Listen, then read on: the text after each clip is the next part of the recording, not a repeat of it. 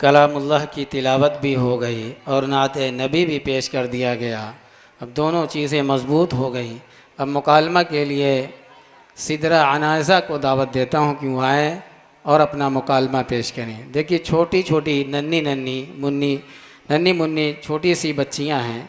ये अब इतने बड़े मजमे के सामने और इतने बड़े स्टेज पर खड़े होकर बोलना ये हर शख्स के बस की बात नहीं है।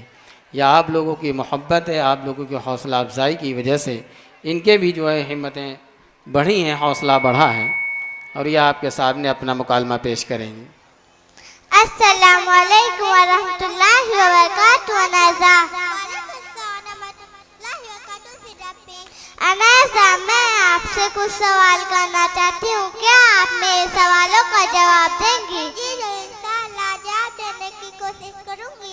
अच्छा बताइए, कुरान में कितने पारे हैं?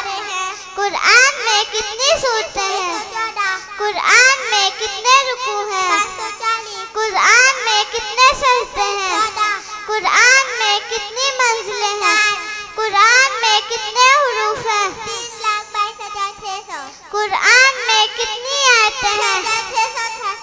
कुरान कितने सालों में नाजिल हुआ?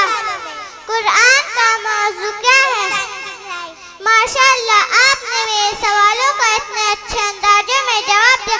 अल्लाह आपको आलिमा बा अमल बनाए, आमीन। अस्सलामु अलैकुम वरहमतुल्लाहि वबरकातुहू। माशाअल्लाह, इन बच्चियों ने बहुत ही अच्छा मुकालमा पेश किया।